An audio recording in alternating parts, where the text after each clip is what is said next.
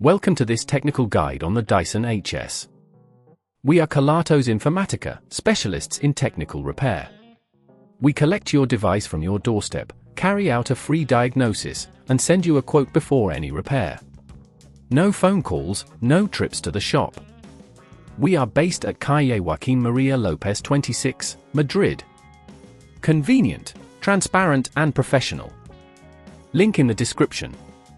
If your Dyson HS hairdryer is blowing cold air instead of hot, you're not alone.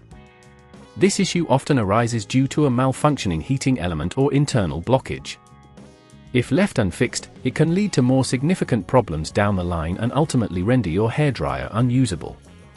To tackle this repair, you'll need a few tools: a Phillips screwdriver, a flathead screwdriver, a pair of tweezers, and a soft cloth to keep everything clean. First, ensure your hairdryer is unplugged. To open the device safely, locate the screws at the back near the handle. Use your Phillips screwdriver to carefully remove these screws, setting them aside in a safe place. Once the screws are out, gently pry open the casing with your flathead screwdriver, taking care not to damage any clips or connectors. Inside, you'll find the heating element, which is often the culprit for cold air issues. Look for any visible signs of damage or blockage around this component. If you notice any debris or hair, use your tweezers to gently remove it. If the heating element appears burnt out or damaged, you will need to extract it for replacement. To do this, carefully disconnect the wires attached to the heating element, noting their positions for reassembly later. The screws holding the heating element in place can be removed using your Phillips screwdriver. Make sure to apply a gentle force, as over-tightening can strip the screws. Once the screws are out, lift the heating element out of the housing. Now, take your new heating element and position it exactly where the old one was. Reinsert the screws and reconnect the wires, ensuring that you match them to their original positions.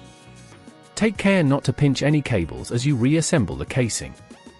Once everything is securely in place, carefully reattach the back cover of the hairdryer, making sure all clips are engaged. Finally, replace the screws at the back to secure the casing. Before using the device again, plug it in and test it on a low setting to ensure that hot air is coming through. If at this point you feel it's getting too tricky, remember that at Kelatos we collect your device from your door and return it fully repaired. To prevent this issue from recurring, make sure to regularly clean the air intake and filter of your hairdryer.